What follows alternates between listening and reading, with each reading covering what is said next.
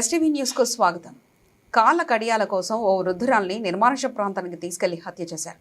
ఈ సంఘటన రంగారెడ్డి జిల్లా పటాన్చెరు పోలీస్ స్టేషన్ పరిధిలోని ఇంద్రేశం శివార్లో సంచలనంగా మారింది.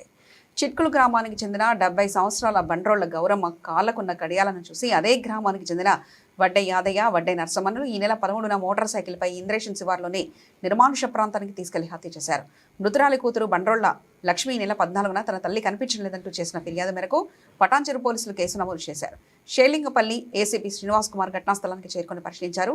గౌరమ్మను హత్య చేసిన నిందితులు వడ్డే యాదయ్య, వడ్డా నరసమ్మ అలియాస్ లలితను పోలీసులు అదుపులో తీసుకున్నారు. వీరిపై దొంగతనం కేసులున్నట్లు సీఐ వినాయక్ రెడ్డి తెలిపారు.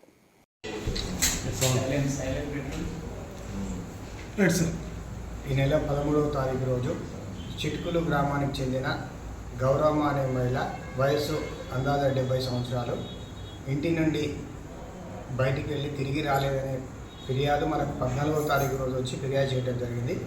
అట్టి ఫిర్యాదుపై మిస్సింగ్ కేసుగా రిజిస్టర్ చేసుకొని ఆమె ఎక్కడెక్కడ తిరిగిందన్న ఉద్దేశంతో మనం విచారణ చేపట్టగా అక్కడ ఉన్న ఆధారాల ప్రకారం ఆమె ఒక బంగారం దుకాణానికి వెళ్ళినట్లు, అక్కడి నుంచి ఒక గుర్తు తెలియని ఆడ మగ మనుషులు ఇద్దరు మోటార్ సైకిల్ మీద తీసుకుపోయినట్టు మనకు ఆధారాలు లభించినాయి.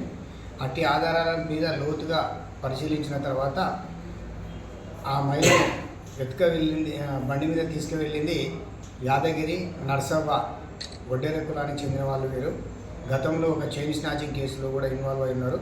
వాళ్ళగా గుర్తించడం జరిగింది.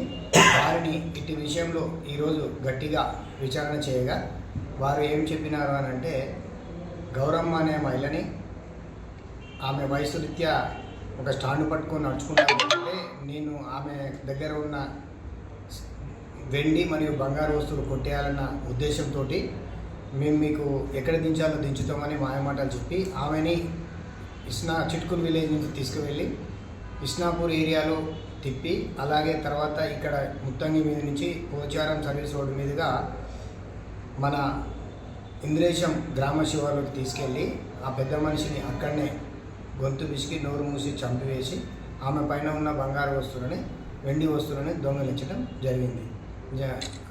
ఇట్టి కేసు విచారణలో ఉన్నది. ఆ నిందితులను కూడా త్వరలోనే అరెస్ట్ చేసి రిమాండ్కి పంపిస్తారు. అంటే ఏమేమి వస్తువులు తీసుకున్నారు? బంగారం ఎంత బంగారం? ఒక 60 తులాల వరకు వెండి, ఒక 1/2 తులం వరకు బంగారు వస్తువులు ఆమె ఒంటిపై నుంచి దొంగలించడం జరిగింది. వాళ్ళు డిమాండ్ చేసేవారు. వాళ్ళని తదుపరి విచారణ పూర్తి అయిన తర్వాత నేరస్తుడైన యాదగిరిని మరియు నరసమ్మని జ్యుడిషియల్ రిమాండ్కి పంపడం జరుగుతుంది. గతంలో చెప్పండి కదా.